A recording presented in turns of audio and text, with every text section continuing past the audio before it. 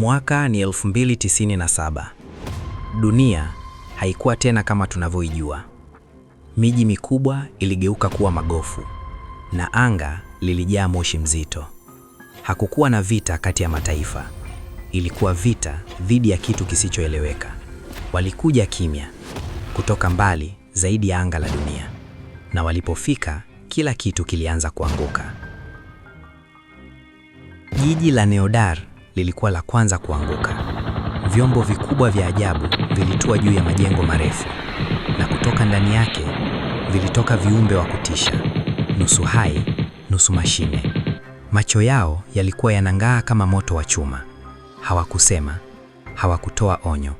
Walianza kuangamiza kila kitu. Lakini katikati ya machafuko hayo kulikuwa na mtu mmoja. Jina lake Xavi. Hakuwa askari, hakuwa shujaa wa kawaida, lakini alikuwa na kitu kimoja: ujasiri wa kupigana hadi mwisho. Alikuwa akiendesha hoverbike ya kasi isiyo ya kawaida, na siku hiyo alikuwa akikimbia kwa ajili ya maisha yake.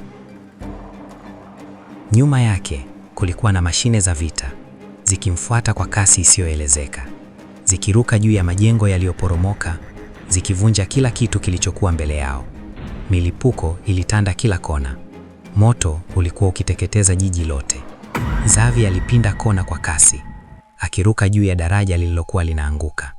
Kila sekunde ilikuwa ni vita kati ya uhai na kifo. Ghafla, kifaa chake kilitoa tahadhari. Signal imegunduliwa chini ya ardhi. Xavi alishtuka. Chini ya ardhi? Lakini hakuwa na muda wa kufikiri. Aliigeuza baiki yake na kuelekea kwenye handaki la zamani. Alipoingia ndani, giza lilitawala. Kimya kikatawala kila kitu. Lakini ghafla, taa zilianza kuwaka, moja baada ya nyingine.